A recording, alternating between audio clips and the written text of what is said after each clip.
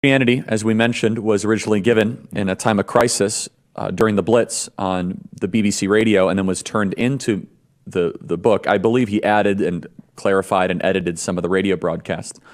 Mere Christianity is one of the best-selling Christian books ever. What is in that book that is so powerful, and why should we study it?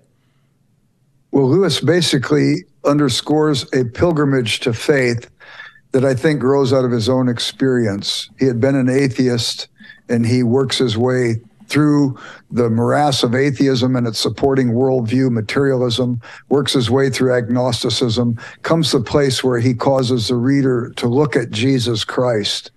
And they may have anger with the church, they may have anger with some friend of theirs who hurt them, but he wants them to focus on Christ. The one thing that's interesting too, quickly, he begins with what I call the shared imagination. Lewis has 31 different ways he uses the word imagination.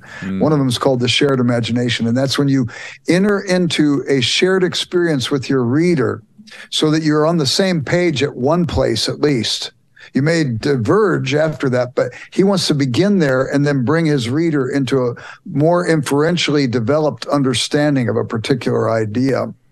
And I was with my friend, and we were at Half Moon Bay, south of San Francisco. We were riding bikes along the coast, and we came up to this place where the waves were breaking on the rocks. It was absolutely beautiful. My friend wanted me to see it.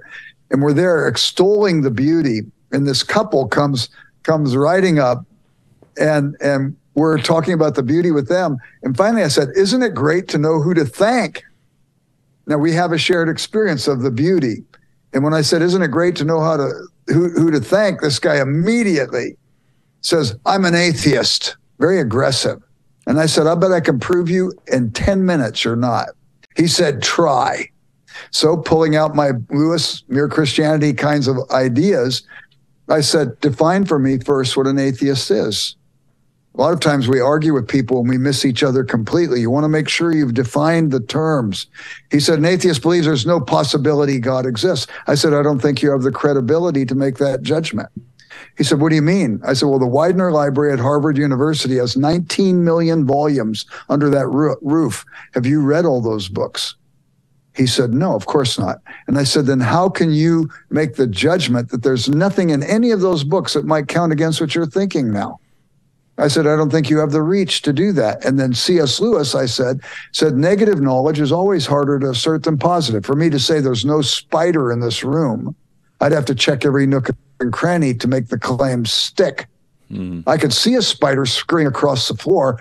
Proofs for God's existence are more complex than that, but nevertheless, the analogy works. Negative arguments are harder to assert than positive ones. I don't think you have the credibility to make that judgment. Give me an honest agnostic, I said, over a dishonest atheist. He said, you're right. I'm an agnostic.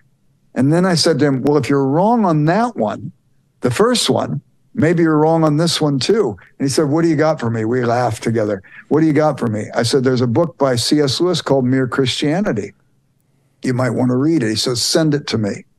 I sent it to him. I didn't give him my email address. And within 2 weeks, I got back from him. I read Mere Christianity. I'm moving in your direction. It's powerful. But the arguments in it are very good, building up to our need for Jesus. To make any judgment, we make judgments all the time. And when we make a judgment, what's the standard of those judgments? We may disagree about the judgment, but if there's no standard, then all judgments whatsoever are nonsensical. In one of his literary critical works, Lewis said, all judgments imply a standard. And he's looking for a transcendent standard that overarches rulers and ruled alike, not a hypocritical standard where I do one thing and I apply something different to you.